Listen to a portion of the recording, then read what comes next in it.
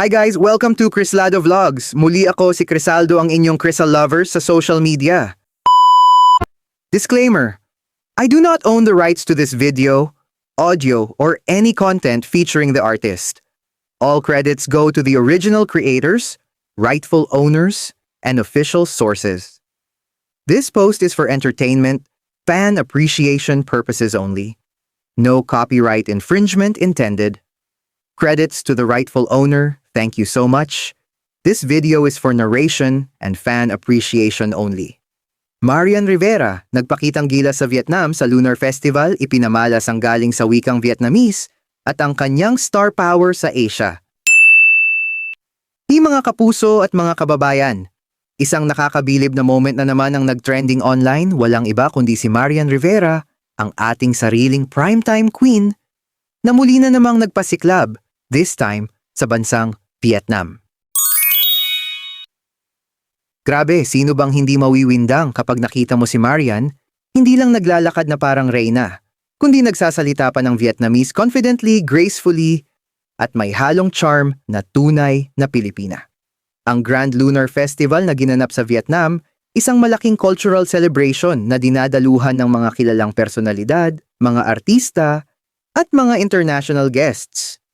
Isa si Marian sa mga espesyal na panauhin, at hindi lang basta dumalo, nagbigay siya ng mensahe na talagang nagpawaw sa lahat ng naroon.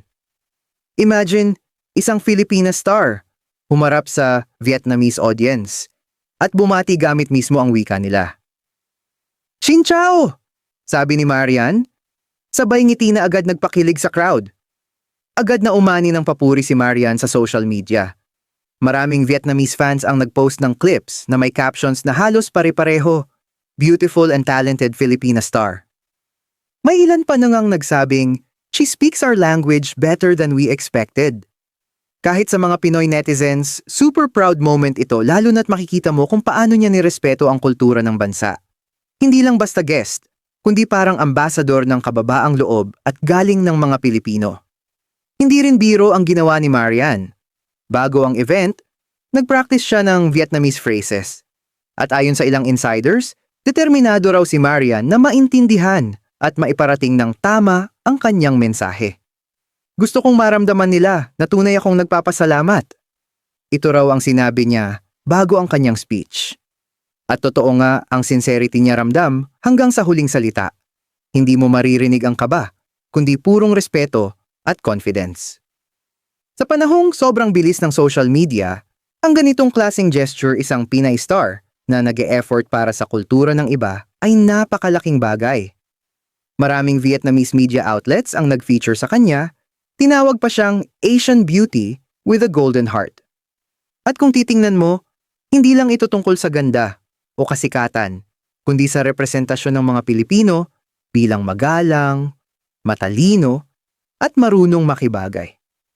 Marian proved that being a true queen is not just about looking stunning, it's about connecting with people no matter what language they speak.